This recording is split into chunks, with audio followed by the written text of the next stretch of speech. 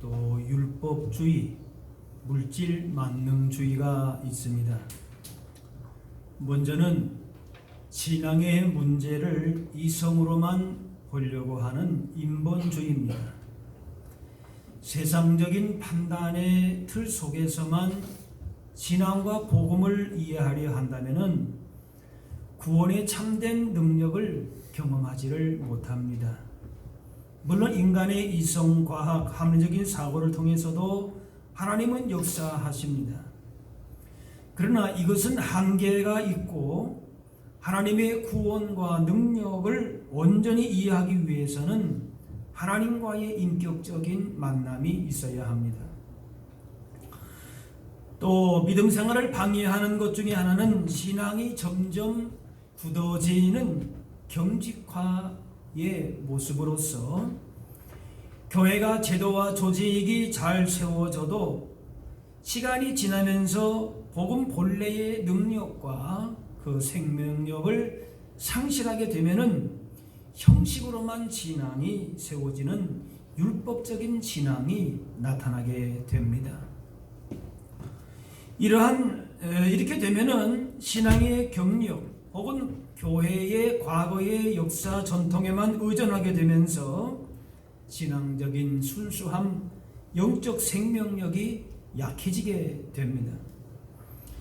그래서 신앙생활이 폐쇄적이 되고 경직화되면서 믿음의 능력을 나타내지를 못합니다. 그래서 율법주의 신앙은 하나님을 잘 섬기는 것 같은데 오히려 인본적인 모습을 나타냅니다.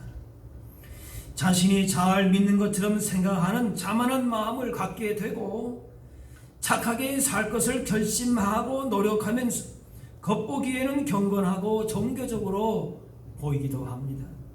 그러나 사실은 경건하지도 신앙적이지도 않고 자신의 틀 안에서만 믿음이 굳어지면서 신앙의 생동력을 잃어버리게 됩니다. 또 믿음의 성장을 방해하는 것은 물질 만능주의의 사고를 가지고 신앙생활하는 것입니다. 하나님과 물질을 겸하여 섬기는 것입니다. 물질이 하나님의 위치에 있습니다. 물질에 의해서 모든 가치와 우선순위가 매겨지게 됩니다. 물질이 우리 인생에 있어서 필요한 것이지만 또한 그것이 우리의 신앙을 위협하는 가장 강력한 그 우상 힘이 되기도 합니다. 이렇게 인본주의, 율법주의, 물질 만능주의 신앙생활은 오늘 본문의 마른 뼈들처럼 믿음의 생동력, 생명력을 잃어갑니다. 하나님을 섬기지 않는 사람들이 아니고 하나님의 백성들인데 하나님을 섬긴다고 하는데 인본주의로 흐릅니다. 율법주의 형식으로 흐릅니다. 또 물질의 그 신앙도 좌지우지되고 맙니다. 오늘 말씀 가운데 이렇게 우리 안에 있는 이런 메마름과 영적인 피폐함을 벗어버리고 믿음 안에서 누리는 영적인 부유함과 생명력을 회복할 수 있어야 할 것입니다.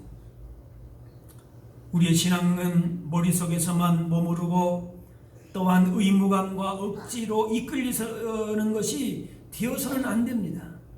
인본주의적인 세속적인 사고, 율법주의적인 형식적인 신앙, 물질의 가치에 미어있는 모습들은 우리가 내려놓고 말씀과 성령님의 역사 가운데에 영적인 생명이 넘치는 믿음 생활을 할 수 있어야 할 줄로 믿습니다. 오늘 본문에 하나님은 에스겔에게 광야 골짜기에 마른 뼈가 있는 환상을 보이십니다. 이것은 이스라엘 백성들이 골짜기의 마른 뼈들과 같이 미래가 없이 절망에 빠져 있는 바벨론 포로 생활을 의미합니다. 자기의 복목은 다 다스 없어지고 그들의 정체성이라고 할 수 있는 예루살렘 성전은 회파가 되고 그리고 비참하게 바벨론의 포로 생활을 하는 것입니다. 그래서 그런 상황을 2절에 골짜기 지면에 뼈가 심이 많고 아주 말랐더라. 하나님의 백성으로서 받은 영적인 복과 생명력은 잃어버리고 광야에 벌어진 마른 뼈와 같은 황무함을 의미합니다. 에스겔 골짜기에 있는 마른 뼈들은 원래 남녀노소, 빈부 귀천이 있는 각양각색의 사람들이었을 것입니다. 그러나 이제는 그 뼈들에게 있어서는 절망 이외에 다른 아무것도 아니었습니다. 그들이 과거에 어떤 부귀영화를 누렸다 할지라도 지금은 뭔가면은 똑같은 그냥 마른 뼈입니다. 아무것도 아닌 상태가 되어 있습니다. 더 이상의 어떤 희망이나 가능성, 잠재력 같은 것을 기대할 수가 없습니다. 에스겔로서는 결코 유쾌한 일이 아니고 보고 싶지 않은 광경입니다. 어떻게 하다가 우리 민족이, 하나님의 택한 백성들이, 하나님의 사랑을, 하나님의 복을 받은 백성들이 이렇게까지 되었나 하고 절망이고 소망이 없어 보입니다. 그러나 하나님은 그러한 현실을 그대로 포기하십니다. 직시하게 합니다. 그 자체가 참으로 고통스러운 일이지. 몰간 스카펙이라고 하는 분이 끝나지 않은 여행이라고 하는 책에서 이렇게 말합니다. 오늘날 사람들의 삶을 점점 어렵게 만들고 더 뒤틀리게 만드는 원인은 자신의 문제를 직시하는 것을 너무 고통스러워하는 데 있다. 그렇게 말합니다. 절망적인 상황이나 힘든 문제 앞에서 그것이 두려워 회피하고 도망가는 것입니다. 문제 해결에 뒤따르는 고통을 두려워한 나머지 문제 자체를 아예 외면해 버리는 것입니다. 그 문제에 압도를 당하는 것이죠. 물론 그럴 수 있습니다. 너무나도 고통스러운 상황 가운데서 그것을 그냥 잊고 싶은 거죠. 바라보고 싶지 않은 것입니다. 하지만 하나님은 에스겔로 하여금 이러한 동족의 비참한 현실을 직시하게 했습니다. 두렵고 무섭고 그래서 피하고 싶었겠지만은 그 비참한 현실을 직시해야 했습니다. 그것을 보는 가운데에 하나님의 말씀이 임한 것입니다. 우리의 상황이 힘들고 어렵고 그래서 그걸 피하고 회피하고 싶습니다. 그러나 하나님은 그것을 정확하게 포기하십니다. 지금 우리의 영적인 상황이 어떠한 것인가를 바로 볼 수 있어야 거기에 대한 답도 나오는 것입니다. 칼 융이라고 하는 분은 심리학적인 입장에서 이런 말을 했습니다. 신경증 질환은 그것이 정신분열이든 정신쇠약이든 어떤 것이든지 정당한 고통을 회피한 대가이다. 그랬습니다. 우리의 현실을 직시하는 것이 중요합니다. 자신의 문제만이 아니라 가정과 교회와 이 나라의 여러 면에서 마른 뼈와 같은 암담하고 황폐한 현실을 볼 수 있어야 합니다. 바로 볼 때 또한 소망이 있습니다. 정확하게 나의 문제가 무엇이고 내가 어떤 문제 때문에 이런 상황까지 왔는가라고 하는 사실에 대해서 고통스럽고 힘들지만은 그러나 그것을 보아라 이렇게 말씀합니다. 나의 문제를 우리 가정, 교회, 사회의 황폐한 모습을 볼 수 있어야 됩니다. 피한다고 해결되지 않습니다. 우리의 삶의 문제를 정확히 볼 수 있을 때에 회복이 시작됩니다. 물론 에스겔처럼 하나님께서 정확하게 보여주셔야 하는 것이죠. 에스겔은 그 마른 뼈를 보는 가운데 이들을 회복해 하시는 하나님의 말씀을 듣게 되었습니다. 참담한 상황 속에서 이제는 다 끝난 거 아닌가? 하나님도 우리를 버리셨는가? 두려움과 원망과 피하고 싶은 그런 상황이지만은 그것을 보아야 되는 것입니다. 그러면서 이 뼈들이 어떻게 살아날 수 있고 누가 이들을 살릴 수 있을지 하나님의 말씀이 들려옵니다.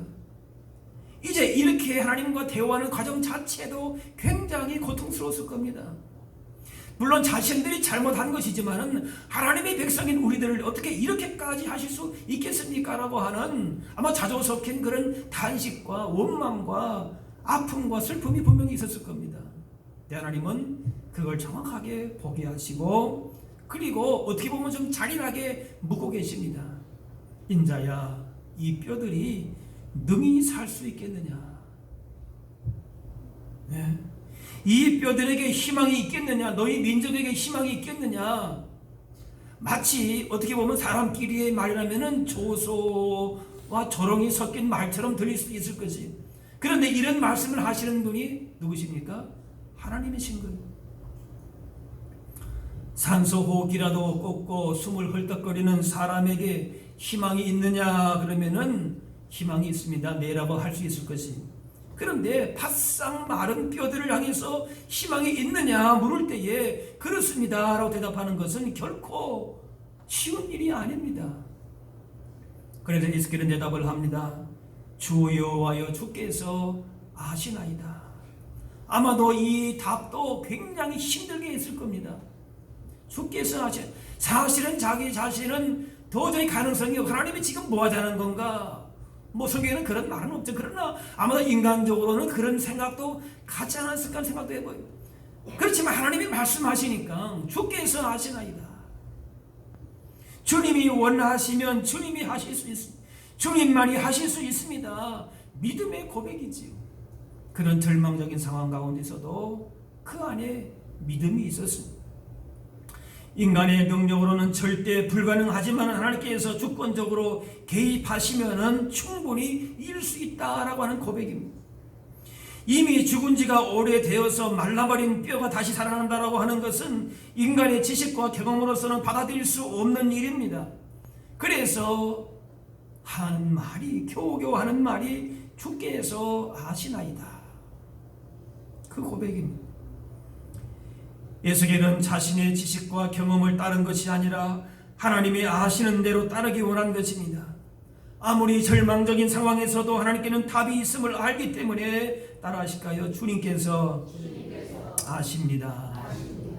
주님이 역사하시면 광야에 버려진 마른 뼈 같은 도무지 소망이 없는 개인과 가정도 믿음의 열매를 맺게 될 것이고, 이 땅도 새로운 변화를 맞게 될 것이고, 이 민족의 휴전선도 무너지게 될 것이고, 우리 교회도 변화와 성장을 경험하게 될 것이다. 그런 고백인 것이지. 하나님은 절망 가운데에 새로운 희망을 만드십니다. 4절 5절 말씀 보면은 너는 이 모든 뼈에게 대하여 이르기를 너희 마른 뼈들아 여호와의 말씀을 들을지어다. 또 내가 생기를 너희에게 도려가게 하리니 너희가 살아나리라. 세상의 그 어떤 것도 생명의 역사를 만들어낼 수는 없습니다. 오직 만물을 창조하시고 운행하신 하나님의 말씀이, 하나님의 생기, 하나님의 성령이 생명의 역사를 만들어냅니다. 그래서 다른 것이 아니라 여호와의 말씀을 들으라. 생기를 너희에게 들어가게 하겠다. 그렇게 말씀합니다. 너희 속에, 너희 땅에 하나님의 말씀이 들어가면 살아나리라. 내 말은 그 뼈들에게 생기가 불어오면, 성령의 바람이 불어오면 살아나리라 하십니다. 성령께서는 우리들이 하나님 앞에 겸손하게 낮추고 회개하고 기도와 말씀으로 무장할 때에 우리 가운데 임재하시고 영적인 생명력을 부어주시는 분이십니다. 먼저 마른 뼈 같은 우리의 심령에 말씀이 들어가면 살아납니다. 온 우주를 말씀으로 창조하시고 인생의 생사와 화복을 주장하시는 하나님의 말씀의 능력으로 우리는 강건하게 됩니다. 좋은 책을 많이 읽는 것 인격 형성에 도움됩니다. 물질이나 건강 필요합니다. 그러나 그것들은 마른 뼈에 같은 영혼을 살릴 수는 없는 것입니다. 에스겔 선지자가 하나님의 말씀을 선포할 때에 뼈들이 움직여서 결합이 되고 힘줄이 생기고 살이 돋고 가죽이 덮이는 역사가 일어난 것처럼 말씀을 들을 때에 우리의 몸과 마음과 영혼이 자리를 잡고 우리 삶의 모든 부분이 질서를 잡기 시작을 하는 것입니다. 하나님은 마른 뼈에게 직접 말씀하지 않으시고 에스겔을 세우셨습니다. 이처럼 그리스도인들이 세상을 살리는 말씀의 대언자로 서는 것입니다. 우리 성도들의 말에는 하나님 나라의 권세가 있습니다. 에스겔처럼 하나님의 말씀을 대언하는 것을 통해서 마른 뼈와 같은 인생들이 놀라운 회복을 경험하게 될 줄로 믿습니다. 하나님께서 에스겔에게 마른 뼈 같은 영혼들에게 세상의 이런저런 말로 그렇게 깨우치라 하지 않으시고 하나님의 말씀만을 대언하라 했습니다. 하나님의 말씀이 우리의 영혼을 살립니다. 새 생명의 역사가 마른 뼈와 같은 우리 삶에 임하게 될 때에 그것이 온전한 사람의 모습으로 회복이 됩니다. 또 그 연결된 뼈와 힘줄과 살과 가죽이 살아서 움직이는 생동감을 가지기 위해서는 생기가 필요했습니다. 성령의 역사가 필요합니다. 하나님은 사람을 흙으로만 만드신 것이 아니라 다른 피조물과는 다르게 생기를 불어 넣으셔서 하나님의 성품을 담도록 하셨습니다. 그래서 하나님의 영, 성령의 인도하신 가운데에 하나님과 교제하면서 하나님 나라의 풍성함을 누리게 하셨습니다. 내 욕심대로 살고 욕심의 만족과 쾌락을 위해서만 살도록 만드신 것이 아니라 성령을 통하여서 하나님과 교제하게 하시고 하나님의 거룩한 형상을 담게 만드시고 이 땅에 살지만 하나님 나라의 거룩한 백성으로 살게 하신 줄로 믿습니다.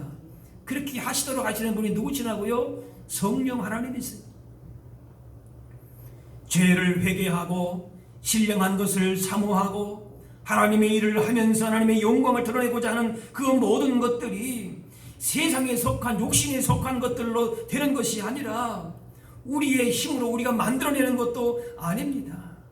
성령으로 가능한 것이, 성령님이 아니면은 하나님 나라의 풍성함을 누리는 우리의 지금의 모습을 설명할 도리가 없는 것입니다. 성령님이 아니면은 예수 그리스도를 나의 구주로 영접할 수도 없습니다. 기독교의 모든 신령한 면을 설명할 수가 없습니다. 성령님의 역사가 없이 자신의 수양이나 노력을 통해서 어느 정도는 선하고 착한 모습으로 살아갈 수가 있습니다. 그러나 내 결단과 의지만으로는 하나님의 뜻대로 살 수 없기 때문에 성령님께 전적으로 의지하고 그 인도하심에 순종해야 하는 것입니다. 그래야 하나님이 원하시는 거룩한 삶을 이루게 되는 것입니다.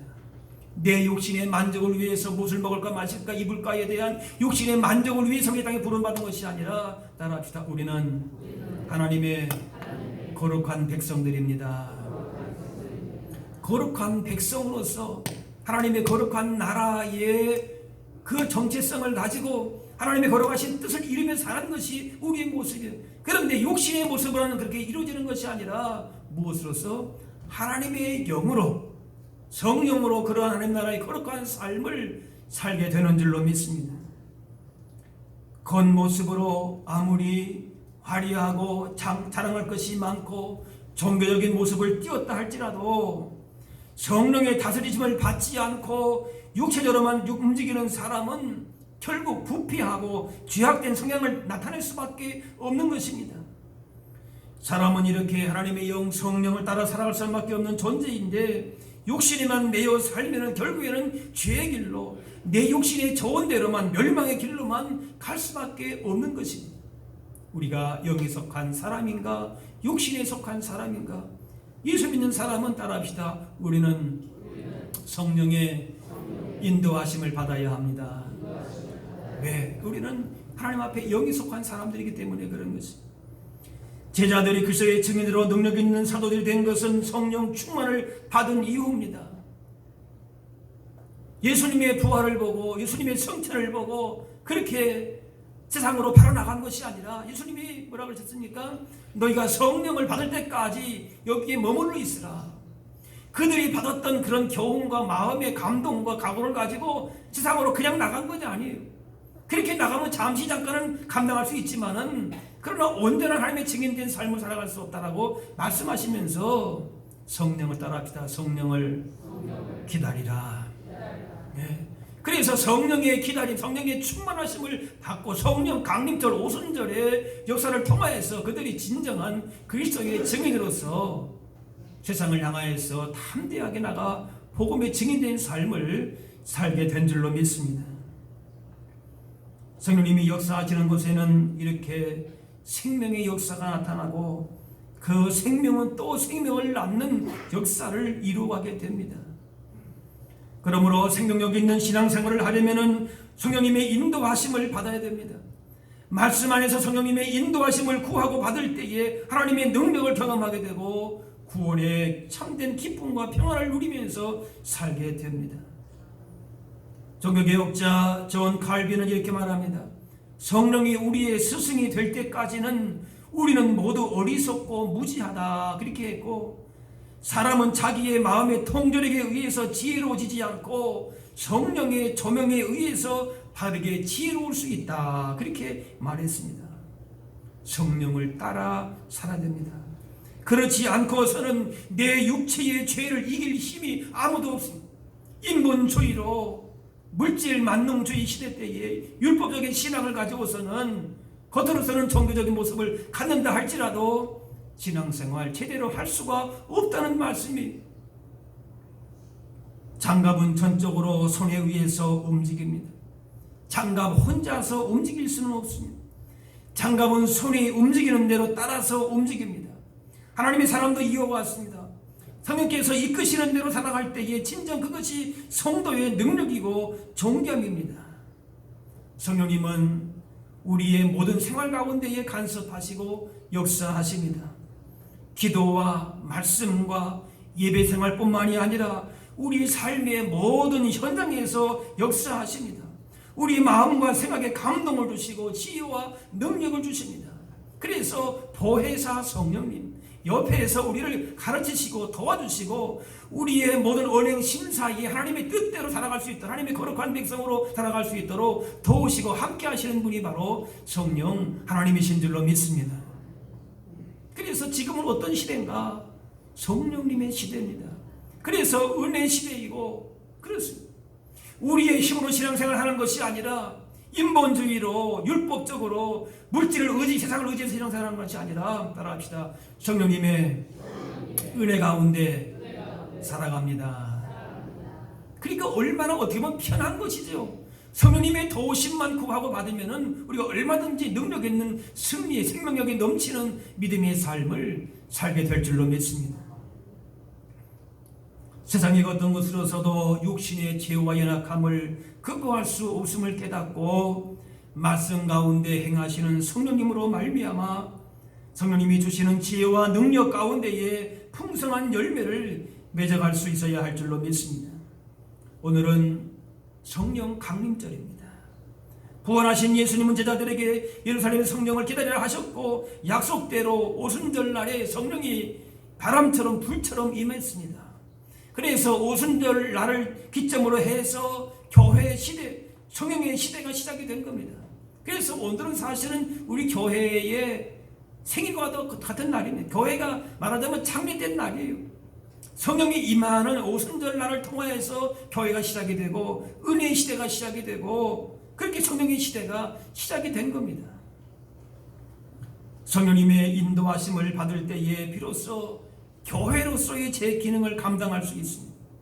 성령은 우리로 하여금 진리로 인도하시는 영입니다. 우리를 거룩히 하시는 영입니다. 능력으로 주시는 영입니다. 사랑의 영이십니다. 교회가 성도와 성령의 인도하심을 받고 충만해야 교회로서의 성도로서의 사명을 온전히 감당하게 됩니다. 자신의 경험과 능력만을 의지하는 인본주의, 복음의 능력을 잃어버리고 타성에 젖어 경직화된 율법주의적인 신앙생활, 그리고 물질 만능주의에 매여 있으면은 우리의 신앙생활은 그렇게 메마른 뼈 같은 그런 신앙생활을 할 수밖에 없습니다. 경건의 모양은 있으나 그 능력은 상실한 모습입니다. 그러나 아무리 절망적인 마른 뼈의 골짜기라도 말씀이 임할 때에 성령의 바람이 불어올 때에 회복과 변화의 역사는 일어나게 됩니다. 말씀이 임할 때에 흩어졌던 마른 뼈가 서로 연결되고 힘줄이 생기고 살이 오르고 가죽이 덮였습니다. 그리고 생기가 성령의 바람이 불어와서 이 거룩한 힘을 통하여서 점점 더 우리의 삶이 생명력이 있는 그런 역동성이 있는 삶으로 변화되게 된 것입니다. 사도행전 2장에 말세에 내가 내 영을 모든 육체에 부어주리니 너희 자녀들은 예언할 것이요 너희 젊은이들은 환상을 보고 너희 늙은이들은 꿈을 꾸리라. 마지막 때의 악한 시대 가운데에 성도가 받아야 될 가장 큰 복이 무엇이겠느냐? 바로 이 시대, 은혜의 시대, 성령의 시대에 성령 충만의 복을 받아야 될 줄로 믿습니다.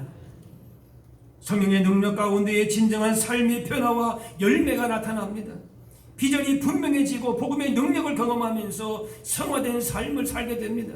성령님과 우리의 신앙생활은 절대 뗄래야 뗄 수가 없는 것이, 교회의 시초 처음 자체가 성령님의 임함으로 말미암아 탄생이 된 것입니다. 모든 육체의 주의 영을 부으시다는 것은 어떠한 신분도 제한하지 않으시고 성령을 부어주시겠다고 하는 약속의 말씀입니다. 하나님의 은혜를 입을 수 없다고 생각했던 우리 모두에게 주님의 은혜가 임하는 것입니다. 우리의 절망과 무기력함을 소망과 생명으로 바꿔주시고 오직 하나님만이 우리를 살리시고 고치시고 변화시키실 수 있는 것입니다. 이 시대는 인본주의로, 율법주의로, 물질 만능주의가 우리의 생각과 삶을 지배하면서 성령님의 인도하심을 받는 것에 대해서 가볍게 여깁니다. 세상적인 가치와 기준에 관심을 더 두면서 성령님의 역사하심에 대해서는 무관심하게 살아갑니다. 하지만 성령의 역사하심을 모르면 제대로 된 신앙생활을 결코 할 수가 없습니다. 내 힘대로 내 방법대로 사면은 어느 순간에는 인본주의로, 율법주의로, 세상의 가치로 그렇게 내 육신의 편한 대로만 흘러갈 수밖에 없는 것입니다. 이제 우리의 현실이 마른 뼈와 같은 황폐한 현실이라 할지라도 그 현실을 바로 직시하고 내가 지금 어디에 본질에서 벗어난 잘못된 내 육체대로 사는 그런 신앙생활은 아닌가, 메마른 뼈 같은 상황이라 할지라도 바로 보면서 무기력하게 있는 모습을 벗어버리고 말씀의 인도함을 받고 성령님을 인도하심을 받아서 생동력이 있는 살아있는 신앙생활을 함으로 말미암아 가정이 살고 교회가 살고 이 나라와 민족이 살아날 수 있게 해야 할 것입니다. 세상의 물질과 명예와 같은 것에 이끌려 살 것이 아니라 오직 성령의 인도하심을 구하며 살 때에 그만큼 죄악을 이기고 거룩한 삶을 살게 됩니다. 그동안에 헛된 것에 이끌려서 내 뜻대로 살다가 실패해서 넘어졌다고 하면 이제는 그 어리석음을 벗어버리고 성령님이 이끄시는 대로 살아갈 수 있기를 바랍니다. 하나님의 역사에 쓰임받기로 하는 모든 자에게 성령의 충만함으로 어떤 시험에서도 넉넉하게 이기게 하실 줄로 믿습니다. 내 삶이 황무하고 전혀 소망이 없다 할지라도 따라합시다. 주께서 아시나이다. 네. 이 믿음을 가지고 주의 말씀을 우리의 심령 가운데에 그 말씀을 받고 그리고 육신의 생각대로 세상의 욕심을 따라 사는 것들을 철저하게 내려놓고 성령께서 감동을 주시는 대로 깨우쳐 주시는 대로 그렇게 순종함으로 말미암아 주님이 펼쳐가시는 성령님과 동행함으로 말미암아 주시는 복되고 강건한 인생길을 걸어가실 수 있는 저와 여러분들 다 되실 수 있기를 주의 이름으로 축원합니다. 기도하겠습니다. 사랑의 아버지 하나님, 오늘도 거룩한 날 주시고 주님 앞에 나와 예배